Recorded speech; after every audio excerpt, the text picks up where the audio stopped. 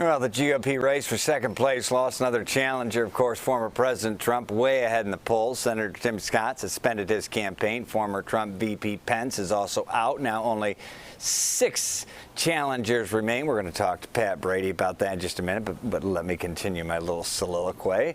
So now it's really between 2 candidates now for second place. Former U.S. Ambassador to the UN Nikki Haley and current Governor of Florida Ron DeSantis. Question remains, can either possibly catch Mr. Trump? For insight, we bring in former GOP Illinois chair. He's been there all the time. He's there for us all the time for us. Former Assistant U.S. Attorney Pat Brady. Pat, what say you? Can either, Trump certainly probably couldn't do much more. You know, you as a political advisor think, oh, I wonder if they'll slip up. I wonder if they'll slip up. Well, this guy's got a mountain of indictments, so it's not like, can either of them catch Trump? Yeah, I think they can. We haven't cast a vote yet. Remember, it was going to be President Hillary Clinton not so many years ago. So I think there's too much stock put in the polls right now. You got to look at what's going on in the states, because these are state-by-state races. And Nikki Haley just made a $10 million TV buy in Iowa and New Hampshire. New Hampshire typically votes, independents vote. They're not aligned to a party. She could win there. Yeah, he can be. It's an uphill climb, but I also think, too, there is a difference, and we've experienced it here, between actually being indicted and convicted. And there's a good chance President Trump could be convicted of a pretty serious felony by May of next year, which is really going to throw things on its head. Yeah, we're talking constitutional crisis, and New Hampshire, of course, live free or die. You never do know what they will do. Mr. Trump, of course, his family in the midst of a major civil trial about alleged shenanigans, more than that, the Trump Organization. If Trump wins the GOP nomination, he's way ahead, of course. He said recently he's planning to launch the largest domestic deportation operation in American history. Thoughts on just that statement alone? Just that one statement.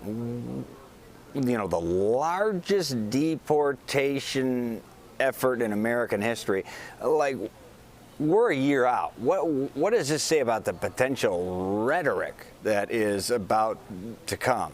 Well, it's irresponsible, first of all. But secondly, it's nothing compared to he called his opponents vermin the other day. These are things, the words that Mussolini used to use. This is authoritarian language. Yeah. But the point is that does not bother the hardcore Trump supporters. He can do whatever he wants to do, and they're going to vote for him. But what it does do, it peels away support on the edges, the place where races are won.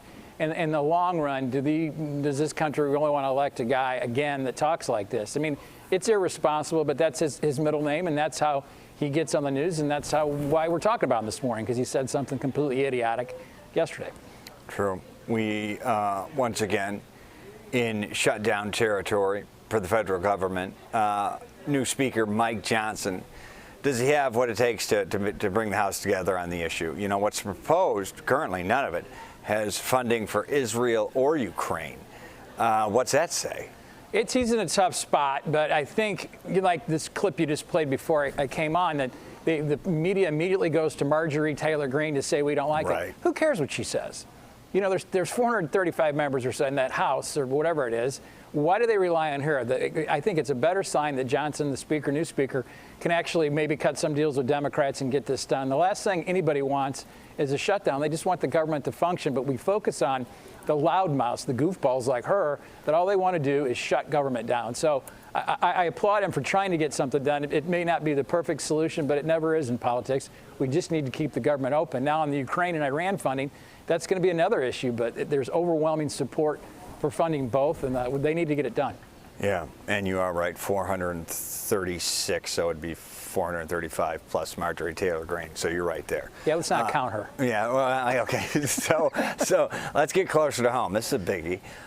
Race to replace Kim Foxx. She's done. She's calling it quits after 8 years as Cook County State's Attorney. Word on the street is Republican former House Minority Leader Jim Durkin might be in that race. He's a name. He's got name recognition. He may be GOP, which of course never really plays well, county-wide, but got a lot of Democratic cred, which you need in Cook County, for his support of bans on certain types of assault weapons in lieu of the Highland Park parade shooting. Is he going to, kind of bring in a law and order platform?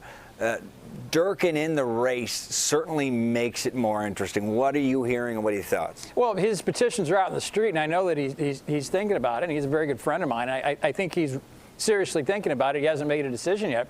But the reality is there are a lot of people in the city and in the townships and suburban Cook that really think that Kim Foxx's reign as state's attorney was a colossal disaster. And the guy that the Democrats have slated, Clayton Harris III, to follow her, says he wants Kim Foxx's endorsement. We live downtown. Crime is out of control. She's been asleep at the switch as a state's attorney. I give that as a perspective. I was an assistant state's attorney back in the day and was a federal prosecutor, too. And she's the worst prosecutor in the history of the United States. And the Democrats want to replace her with someone that wants to do just what she did. I think Jim Durkin gives a different perspective, more in line with what voters, I think, in Cook County want. They want the laws enforced, and they want to feel safe. And Jim has got, through years of being in politics and his family name, I think pretty good street cred on being a reasonable guy, like you just mentioned, on the assault weapons ban, and a guy that would get the job done. So I think, it's an uphill climb for any Republican, but if he can run up big enough numbers in the townships and keep the city vote down a little bit, he can win. It's been done before, not for 30 years, but it has been done before. Yeah, and there could be some splintered voting among Democrats. But as you say, Pat, I mean, you talk to any alderman in any district in the Loop or surrounding area, I mean, they will say priority one, beyond whether it be migrant crisis, priority one for the longest time has been crippling crime. Mr. And she's not just been, Kim Foxx has not just been bad, she's been horrible. Just an absolute disaster. That office used to be one of the best offices in the country. When I interviewed there, they had 1,000 people for 40 jobs. That's how much people wanted to be an assistant state's attorney. Now they're down 200 assistants. Are you kidding me? Yeah. She's blaming it on COVID. No, they don't want to work for Kim Foxx because they know what an absolute train wreck she's been. Well, and that is your assessment, obviously, but we do know empirically that there has been a hemorrhage from that office of experience that has left in recent years. Pat Brady, former chairman of the Illinois GOP, former state federal prosecutor, but now our good friend on the stream. We appreciate your insights today. We will see you again soon, my friend. Good to see you, Brad.